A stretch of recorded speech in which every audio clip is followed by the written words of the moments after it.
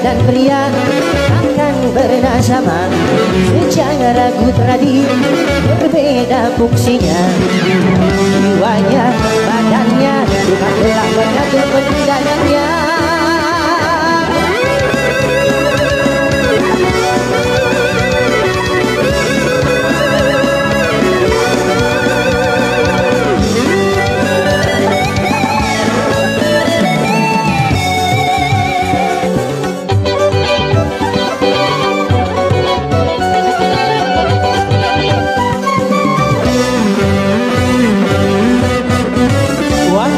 Ditakdirkan yang melahirkan, bukankah ini bukti kelemahan? Wanita adalah ibu manusia, janganlah bersikap seperti ayah.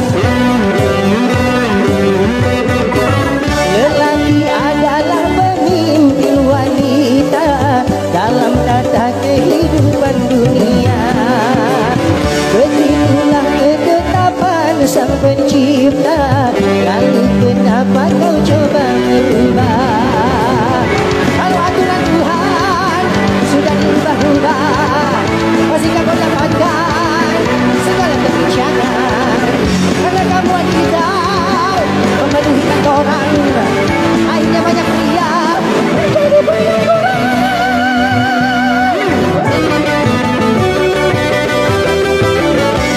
Wanita dan pria akan bersama.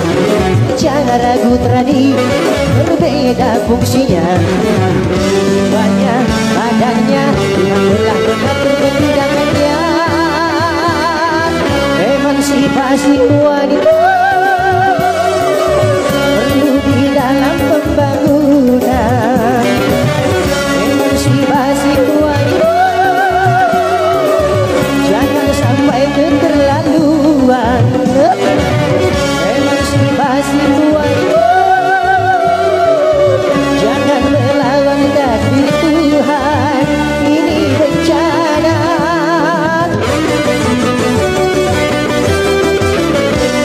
Majulah wanita, biarlah bekerja, namun jangan lupa tugasmu utama. Apapun dirimu, kau adalah ibu rumah tangga.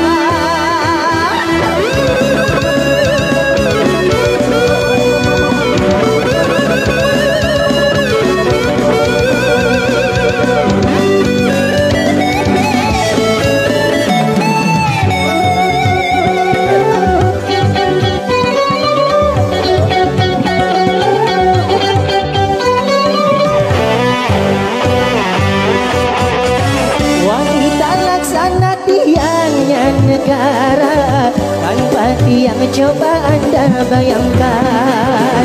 Kalau semua maju ke garis depan, tentunya lemah di garis belakang.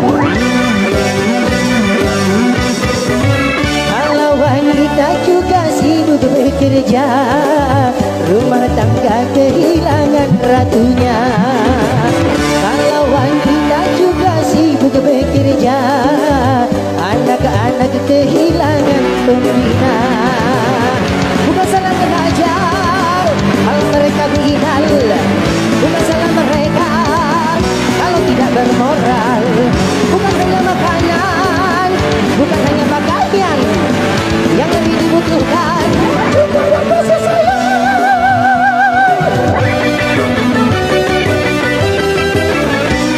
Wanita dan pria akan bersama. Secara ragu tradi berbeda fungsinya. Jiwanya, badannya, Tuhan telah mengatur peninggalannya. Memang peranan wanita perlu di dalam pembangunan, tapi peranan wanita jangan sampai keterlaluan. Kalau peranan wanita melanggar batasan fungsinya, ini